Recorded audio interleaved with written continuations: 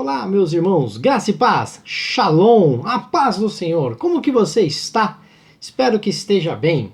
Na nossa última aula, nós falamos sobre o 10º e último Toledot, documento do qual o livro de Gênesis está embasado. Nós falamos que esses Toledot são como espinhas dorsais das quais as histórias bíblicas são enxertadas. E nós falamos na última aula sobre o finalzinho da história de Jacó, dando início a este último documento que vai tratar em específico a história de José. José, que era o 11º filho de Jacó e o primeiro filho com a esposa a qual este patriarca amava, que era Raquel. O capítulo 30 do livro de Gênesis, ele vai apresentar essa briga das duas irmãs. Nós vimos lá que Jacó teve que se casar, antes de casar com Raquel, ele teve que se casar com Lia através de uma trapaça, e Raquel, por ser estéril, não dava filhos a Jacó, passou por vários problemas, por várias pressões, e ali ela deu a sua serva, né, aí para poder ter mais filhos, para poder tentar segurar o marido, vamos dizer assim, tentar trazer a bênção sobre a sua casa. E Lia, também ficando com uma certa inveja, também cedeu a sua serva. Então Jacó, na verdade, ele estava ali com a família já um pouquinho grande, né? Ele tinha 2 esposas e 2 concubinas. Isso vai lembrar bem o que aconteceu com o seu avô, com Abraão, que se deitou também com a sua serva para poder tentar ali, obviamente, sanar a bênção de Deus que no olhar humano, no olhar de Abraão, estava tardando a vir. Então Jacó teve consequências aí, de certa forma, desastrosas por ter tentado também dar o seu jeitinho aí na bênção, na promessa de Deus. Mas o fato é que Jacó, ele vai conseguir sim ter os seus filhos com Raquel. Ele vai ter primeiro José e depois, lá no finalzinho já do capítulo 30, nasce Benjamim. Mas nós vamos nos ater primeiramente à história de José. Então, vamos nos segurar em nossas poltronas, em nossas cadeiras e viajar ao passado para aprender um pouquinho sobre a vida deste patriarca. Vamos lá!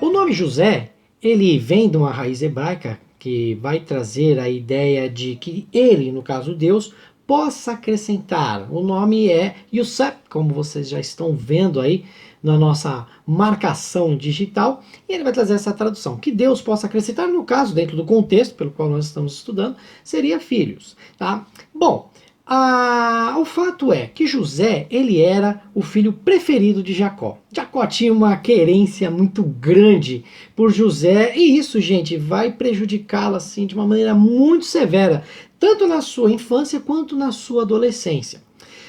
Por ser um filho mais jovem de Jacó, José, ele não tinha direito às relações, né, os direitos relacionados à primogenitura. Não era cabível a ele ser uma espécie de filho mais próximo, filho mais com maior devoção do pai. Não era isso que deveria acontecer por uma ordem natural.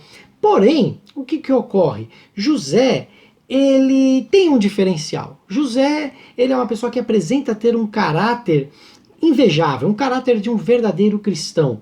Eu costumo dizer que, fora o caráter de Cristo, ao qual nós devemos buscar a semelhança, José talvez seria um bom exemplo para que nós pudéssemos vir a observar. José, ele está ali dentro dos seus momentos com família, ele sempre procurando respeitar, sempre procurando ser abençoado e abençoar os demais, mas o fato é que ele também vai passar por alguns problemas. Ele tem sonhos, e dentro desses sonhos, dessas revelações que ele teve da parte de Deus, ele percebe que os seus irmãos haveriam de se curvar perante ele, fato que vai realmente se concretizar no final do livro de Gênesis. Nós vamos ver isso. E ele conta isso para os seus irmãos. E os seus irmãos ficam numa raiva danada, eles ficam muito bravos com José, ficam extremamente nervosos, e isso piora a situação de José. E essa situação, ela vai ter um um fermentinho um pouquinho maior. O estopim desse problema vai se dar quando Jacó ele vai presentear José com uma túnica. O texto diz que era uma túnica de talar com mangas compridas, né? Ou, como traz a tradução da Septuaginta, uma túnica de muitas cores. Esse presente ele vai trazer um significado um tanto especial, que é o quê? O reconhecimento de Jacó com José, né? Que José seria o líder dentre os seus irmãos, seria o grande líder dentre os seus irmãos. Ou ainda indicar que Jacó estava escolhendo a José ao direito da primogenitura. Gente, o problema é que o ciúme vai ser avassalador na casa de Jacó, por isso talvez uma má administração, né? Jacó não teve bons exemplos paternos para poder também conduzir a sua casa. Então essa questão administrativa fica um pouco no ar sobre como que Jacó deveria realmente se portar. O fato é que ele faz essa escolha e isso desperta em seus irmãos pensamentos e aspectos de conduta depravados, assim, uma coisa meio problemática. E isso vai transcorrer, gente, com fruto da queda. Né? Desde a queda nós vamos ver que casos de fratricídio, eles são constantes. Né? Fratricídios é aquele lance de irmão tentar matar irmão. E isso vai ser uma espécie de constância. Nós temos ali Caim e Abel, agora depois Esaú e Jacó, e agora nós temos aí José e seus irmãos.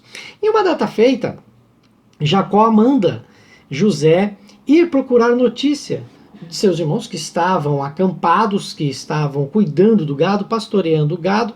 E aí o que acontece? Jacó encontra com os seus irmãos, vinha lá com a sua túnica, presente de seu pai, e os seus irmãos, tomados por ciúme, decidem matá-lo. E aí o que eles fazem? Eles prendem José em uma cova e fazem uma espécie de concílio. Pô, o que nós vamos fazer com José?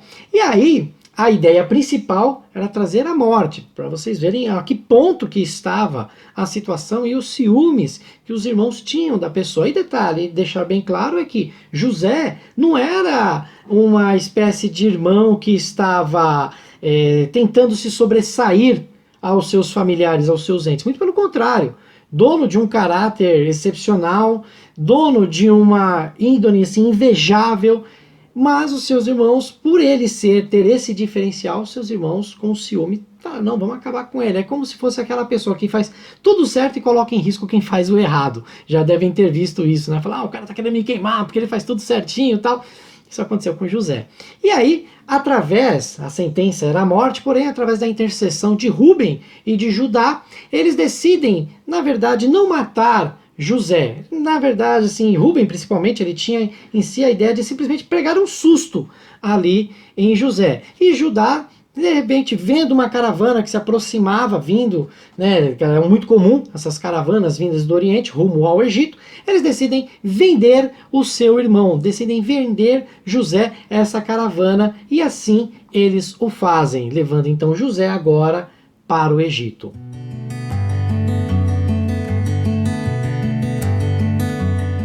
Ao término do capítulo de número 37, nós vemos então José sendo vendido. E a história, é muito interessante isso dentro do livro, porque a história de repente ela para. Nós temos aí algo chamado interlúdio. Interlúdio, como vocês já estão vendo aí, significa no meio do jogo, no meio do divertimento. É um termo aí latino que vai trazer a uma espécie de parada dentro do episódio principal para trazer uma informação paralela. E é isso que vai acontecer no capítulo de número 38.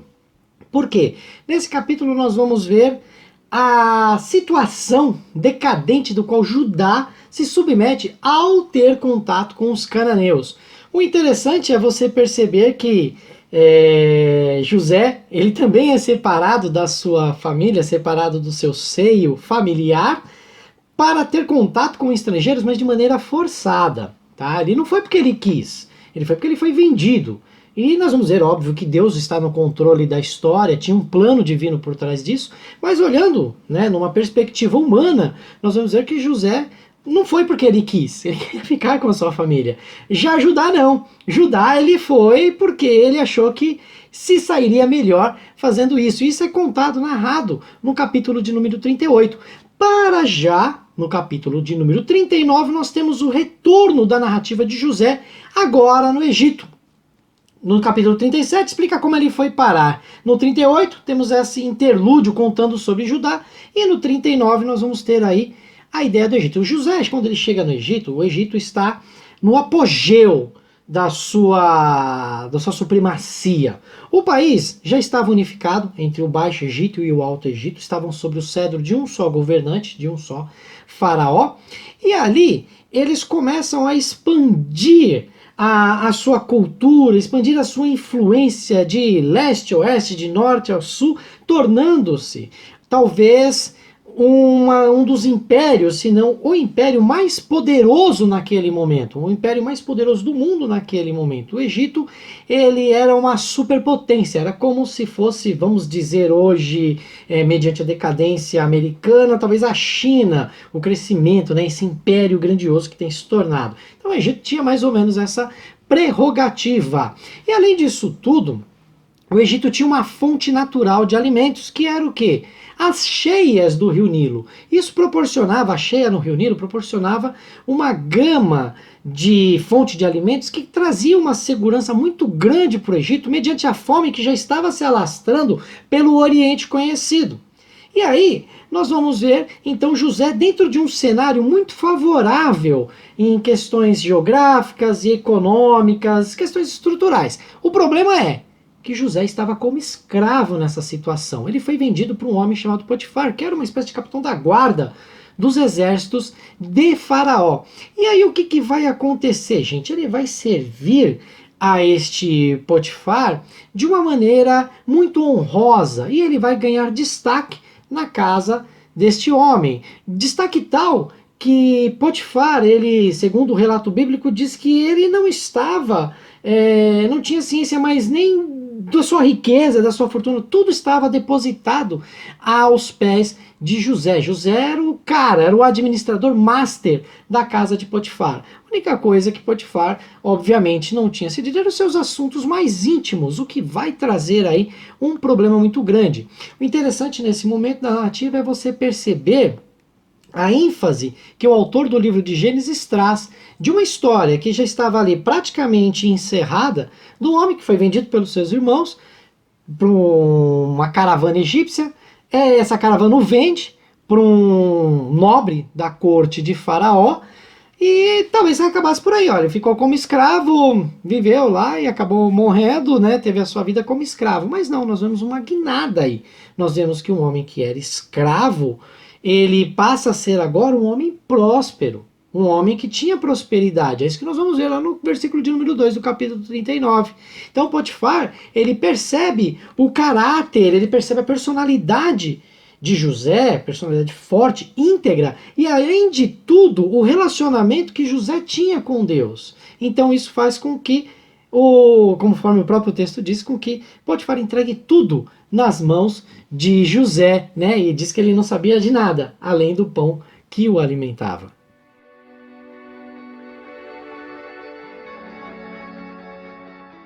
O texto de Gênesis 39 apresenta José como um rapaz formoso de porte e de aparência. Versículo 6 está mostrando isso. José era bonitão.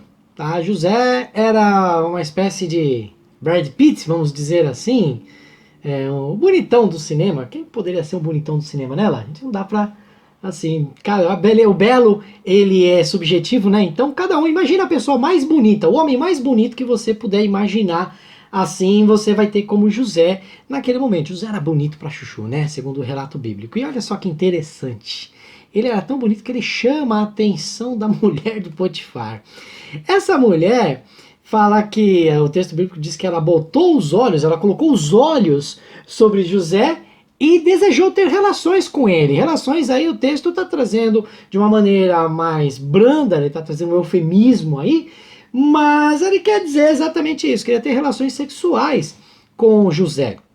A questão é que o adultério, ele era considerado uma transgressão gravíssima para os povos do Antigo Oriente. tá ok? Os códigos mais antigos, no caso aí posso citar até mesmo o Código de Hammurabi, na seção 25 do Código de Hammurabi, diz que o adultério ele era tão pesado, o adultério ele era tão assim, uma transgressão tão forte, que os adúlteros deveriam ser penalizados com a morte. E José, ele ressalta, né, que ele tem esse receio de trair a confiança do seu senhor, de Potifar, né? Mas o mais interessante aí é o compromisso de José, porque ele fala de uma maneira muito clara que ele não quer trair a Deus.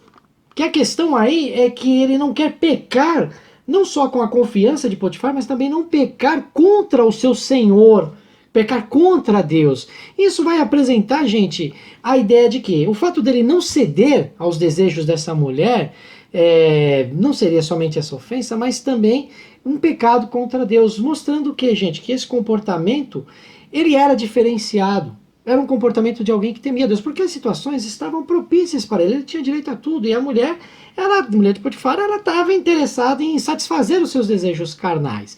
Então, de uma maneira humana, falando, estava tudo assim, colaborando para que o pecado viesse a acontecer. Mas José mantém-se íntegro, e não por uma vez, foram uma sequência de vezes. E aí nós vamos ter aí a ideia de que um certo dia não tinha ninguém dentro da casa, né? O texto diz lá no versículo 11 que José entrou para fazer o seu serviço e ninguém na casa estava presente. E a mulher, aproveitando-se dessa situação, o que ela faz? Ela agarra José pelas suas vestes e pede para que ele se deite com ela.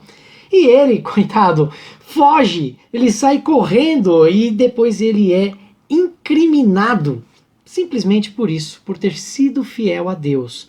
José, ele da posição de mordomo da casa de Faraó, de uma posição alta, agora ele passa a ser o quê? Um escravo novamente condenado. Agora ele está preso e ele vai para a cadeia.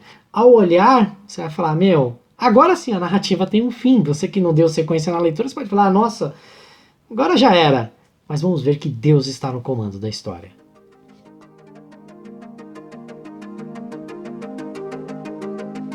A rapidez dessa narrativa, na verdade, ela é um espelho do que realmente aconteceu. Você fala, nossa, não foi tão rápido assim a história de José na casa de Potifar, ele ficou ali e tal, subiu a um alto posto e de repente, por não ter feito um crime, ele foi condenado, e tudo tão rápido, e ele já está na cadeia. Sim, mais ou menos assim, porque ele era um escravo, gente, ele não possuía nenhum direito legal. O único direito que ele teria ali era a sua condenação, que eu já disse para vocês que era o quê, gente? A morte. A morte era aquilo que José poderia esperar. Porém, o fato é de que Potifar dá uma espécie de abrandamento nessa penitência, nessa pena. Isso se dá, talvez, pelo respeito que José conseguiu conquistar com a pessoa de Potifar, e ainda, talvez, porque Potifar pode ter ficado com a pulga atrás da orelha com relação à denúncia da sua mulher. Por quê, gente? Você pode perceber, a Bíblia ela não entra muito em detalhes sobre a questão de quem era essa mulher de Potifar, né? Tanto é que nem o nome dela é citado, nós a conhecemos como mulher de Potifar. Algumas narrativas,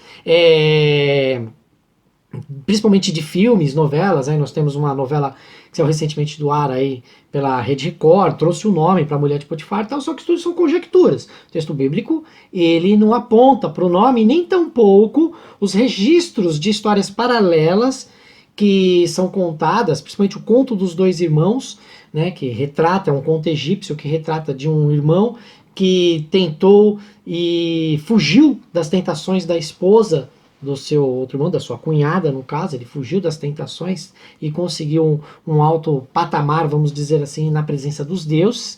Então é chamado Conto dos Dois Irmãos.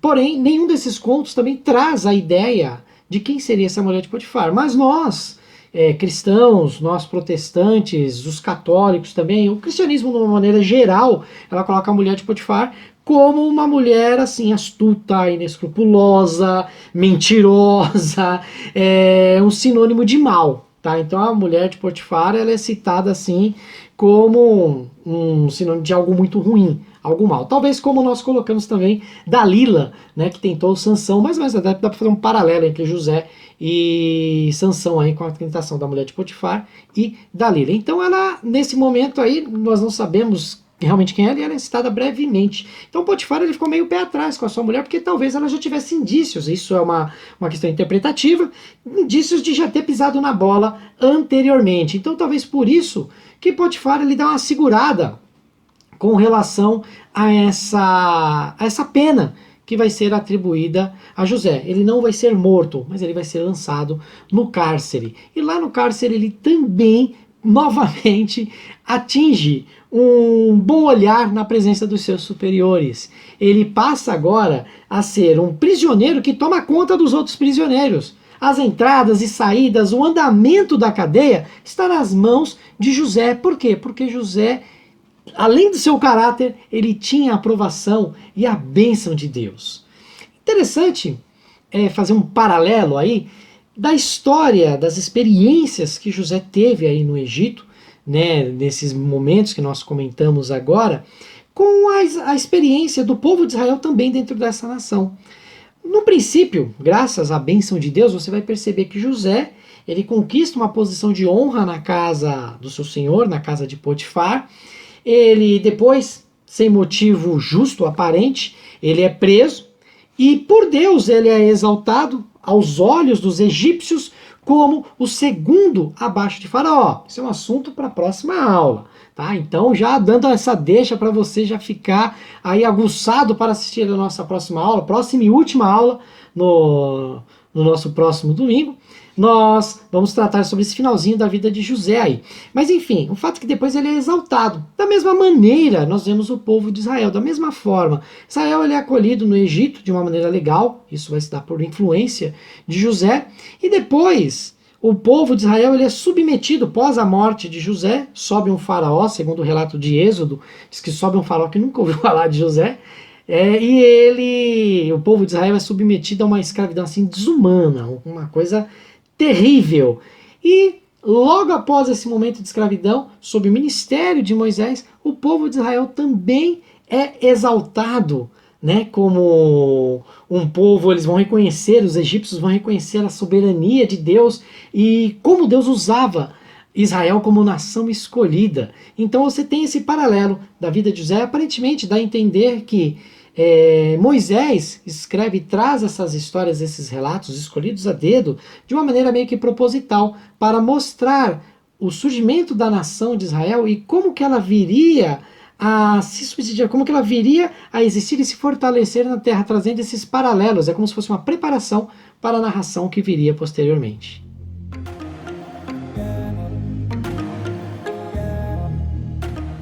Estamos ao término de mais uma aula. Vamos findar aqui nesse momento o nosso estudo, parando aí com José preso, trazendo esse supetão, cenas para o próximo capítulo.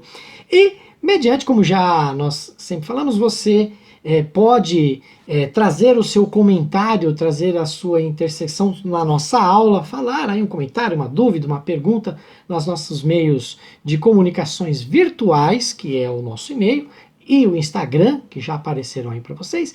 E aproveitando essa deixa, eu gostaria de agradecer ao nosso irmão Renato Viana, grande Renato. Muito obrigado pela sua colocação, pela sua pergunta. O Renato perguntou para nós o seguinte: se Esaú e Jacó foram os primeiros, ou se já existiram outros gêmeos anteriormente. Pois bem, Renatão, é o seguinte, o livro de Gênesis, como eu já disse, ele tem uma estrutura, né, que são os toledotes, tem essa estrutura, e histórias são enxertadas, né, Moisés foi selecionando histórias e colocando para trazer a origem do povo de Israel.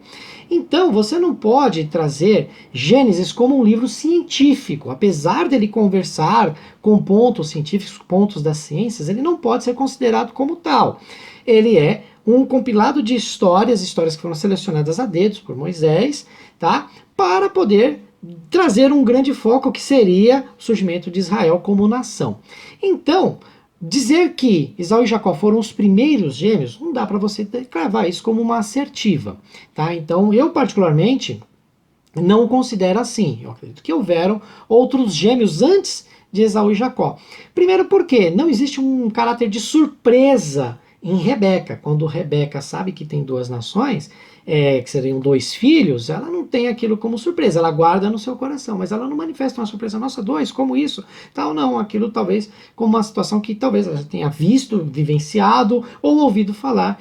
Então, provavelmente era uma situação até que comum, né, como é nos dias de hoje, o surgimento de gêmeos. Nós temos aí, acho que 5, 6, né, já houveram nascimentos desse tipo, né, mas os gêmeos 2 não é um caso espantoso, assim como não foi para Rebeca. Então, provavelmente, né, com praticamente aí, para mim, 100% de certeza, Esaú e Jacó não foram os primeiros gêmeos, tá ok? Com certeza houveram outros, além dele, que não são relatados no nosso estudo bíblico, que nem aquela história dos dinossauros, não é porque eles não estão citados que eles não existiram, tá ok?